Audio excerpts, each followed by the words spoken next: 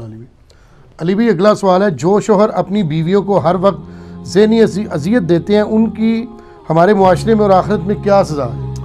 بڑی سخت سزا ہے جی. آپ ذہنی اذیت کی بات کر رہے ہیں. جامعہ ترمذی میں حدیث موجود ہے، سنن ابن ماجہ کے اندر بھی، کہ نبی علیہ السلام نے فرمایا، اس کی یعنی مرفوع والی حدیث جو کمزور ہے لیکن جو موقوفاً ہے عبداللہ بن عمر بن عاص سے، وہ صحیح ہے، کہ طواف کعبہ کے دوران انہوں نے کعبے کی طرف دیکھ کے کہا کہ کعبہ تیری خوشبو کتنی اچھی ہے، تیری عظمت کتنی اچھی ہے، لیکن ایک مومن کے دل کو دکھانا یہ اللہ کے نزدیک اس سے بڑا گناہ ہے کہ کوئی شخص کعبے کی اینٹ سے اینٹ بجا دے. بہت بڑا ایشو ہے. تو ہمارے معاشرے میں تو زیادہ تر خامدی ظالم میں نے دیکھے ہیں جی، جن کو آخرت کی فکر ہوگی تو وہی حرکتیں نہیں کریں گے. دوسرے نمبر پہ ساسوں کا بھی قصور ہوتا ہے. ان کو بھی یہ مان لینا چاہیے کہ ساس بھی کبھی بہو تھی.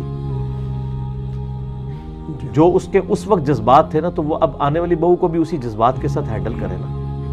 زیادہ قصور جو ہے نا وہ ساسوں کا ہوتا ہے. بہو کی بھی غلطی ہے، لیکن بہو کو آپ کو ایکسیپٹ کرنا چاہیے، اس لیے کہ اگر آپ کی بیٹی یہی کچھ کر رہی ہو تو آپ اس کو ایکسیپٹ نہیں کریں گے. تو دوسرے کی بیٹی کو آپ بیاہ کے لائیں اور اس کو بیٹی کا ٹائٹل دیا ہوا ہے، تو سر پھر اس کے ساتھ وہی والا حوصلہ پیش کرے نا جو آپ ایک بیٹی کے ساتھ کرتے ہیں.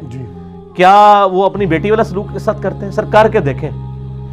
اور پھر ہوتا ہے یہ بیٹیاں تو بیٹھ جاتی ہیں دوسرے ملکوں میں، انہی بہوؤں نے سنبھالنا ہوتا ہے پھر بوڑھے ماں باپ کو. ساس سسر کو کون سنبھال رہا ہوتا ہے؟ یہی لوگ ہی سنبھال رہی ہوتی، اور کون سنبھال رہا ہوتا ہے؟ تو اس اعتبار سے یعنی یہ ظلم ہو رہا ہے. خامدوں کو بھی اللہ سے ڈرنا چاہیے اور خوف خدا رکھنا چاہیے.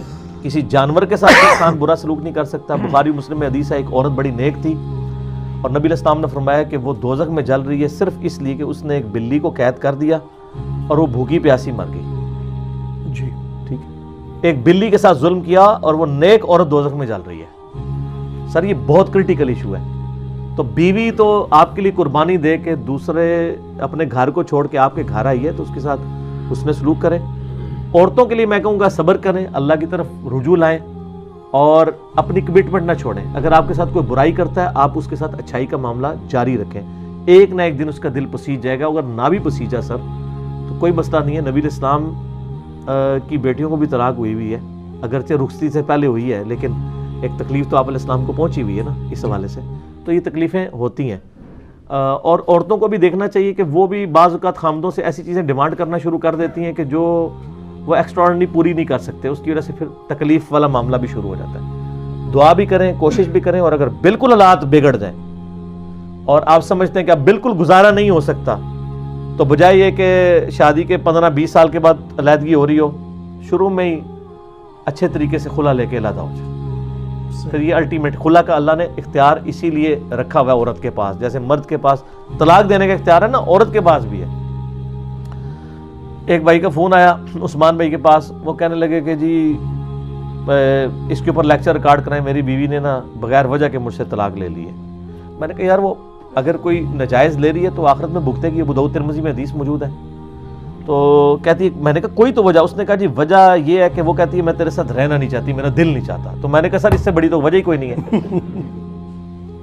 دنیا میں سب سے بڑی وجہ یہی ہو سکتی ہے کہ میرا تیرے ساتھ رہنے کو دل نہیں چاہتا. ٹھیک ہے، یہ جینون وجہ ہے نا، تو اللہ نے اس کو حق دیا ہے. اس کو ذرا وائس ورسا کریں. اگر کسی خاوند کو اپنی بیوی اچھی نہیں لگتی ہے کسی بھی وجہ پہ اور وہ اس کے ساتھ نہیں رہنا چاہتا، تو کیا وہ نہیں طلاق دے دیتا؟ تو عورت کو بھی حق حاصل ہے. اور عموماً عورتیں نہیں طلاق لینا چاہتی ہیں. یہ مرد ظالم ہوتے ہیں، ان کو مجبور کرتے ہیں. کیونکہ جب بھی کوئی اپنی بیٹی کو بیاہ رہا ہوتا ہے نا، تو وہ تو یہی کہہ رہا ہوتا ہے کہ سمجھ تیرا جنازہ یہاں سے اٹھ رہا ہے، اب واپس نہیں آنا ادھر. ٹھیک ہے. اور آپ دیکھیں جب حق مہر کی باری آتی ہے، ہمارے معاشرے میں کوئی زیادہ حق مہر لکھوائے اس کو عیب سمجھا جاتا ہے. حالانکہ نبی علیہ السلام کے تو میں نے حق مہر جو بتائے ہیں وہ 1 ملین سے زیادہ بنتی ہے رقم. کیلکولیٹ کر کے دیکھ لیں تو 500 اوقیہ جو ہے وہ چاندی بنتی ہے. 500 اس وقت کے درہم چاندی کے. تو وہ لیکن یہاں پہ لوگ کیا لکھوا رہے ہوتے ہیں؟ میرا اپنا حق مہر 1100 روپے لکھا ہوا ہے. وہ اس لیے کہ انہوں نے کہا جی جب بیٹی دے دی تو حق مہر کی کیا امپورٹنس ہے؟ کیا حق مہر کی وجہ سے میاں بیوی بچ سکتے ہیں؟ نہیں. اتنے حق مہر ہوتے ہیں پھر بھی الٹیمیٹلی طلاقیں ہو جاتی ہیں. بلکہ وہ تو پھر علیحدگی ہو جانا ہی زیادہ بہتر ہوتا ہے، بجائے کہ وہ ظلم کیا جائے اور مجبور کیا جائے. اور آج کل تو اللہ معافی دے ایسے واقعات آ رہے ہیں کہ خامند جو ہے بیویوں کو قتل بھی کر دیتے ہیں اور کئی بیویاں بھی خامدوں کو قتل کر دیتی ہیں، ایسا بھی ہو جاتا ہے۔ تو یہ ساری چیزوں کے میں اگر ایک ون لائن میں بیان کروں تو یہ دین سے دوری ہے سر۔